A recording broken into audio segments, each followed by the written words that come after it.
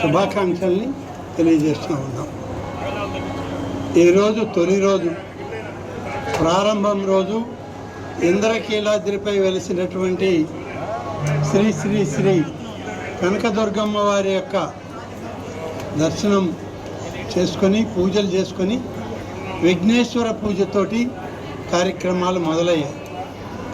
ఇప్పటికే అమ్మవారి దర్శనాలు మొదలయ్యాయి. అమ్మవారి దర్శనాలతో పాటు కుంకుమ పూజ ప్రారంభించబడింది.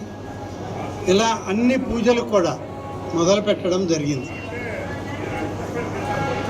ఏదైతే ప్రభుత్వం ఆదేశాలు ఇచ్చిందో దేవాదాయ శాఖ అధికారులు సమన్వయంతో ఈ యొక్క ఆలయం పాలక వర్గానికి ఉన్నటువంటి ఎగ్జిక్యూటివ్ ఆఫీసర్ గారు, ఇతర సభ్యులు అందరూ కలిసి చాలా పెద్ద ఎత్తున ఏర్పాట్లు చేయడం జరిగింది.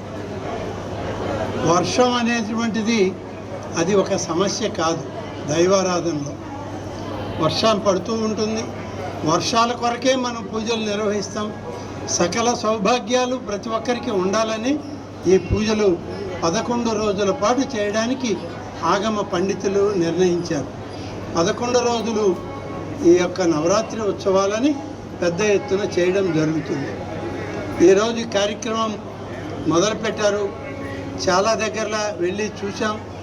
ప్రిన్సిపల్ సెక్రటరీ హరి జవహర్ లాల్ గారు, మా కమిషనర్ రామచంద్రమోహన్ గారు, అలాగే ఈఓ నాయక్ గారు అందరం కలిసి అన్నీ పర్యవేక్షించడం జరిగింది.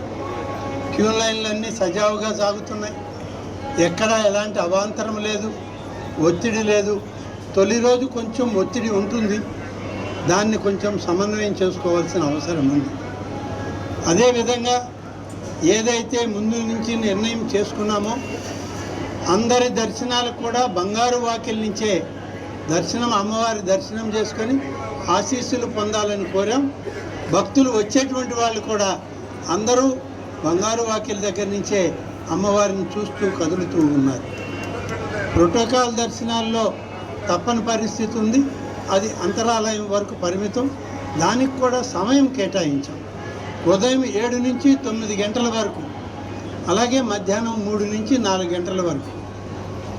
ఈ సమయం తప్ప మిగతా సమయాల్లో అంతరాలయంలోకి ఎవరిని అనుమతించబడదు అని చెప్పి చెప్పడం జరిగింది. అదేవిధంగా ఉంది. మొదటి రోజు కాబట్టి ఎక్కడైనా 1-2 తప్పిదాలు జరిగితే జరగవచ్చు, కానీ అవి కూడా ఉండకూడదని ఇప్పుడే మరి కార్యాలయంలో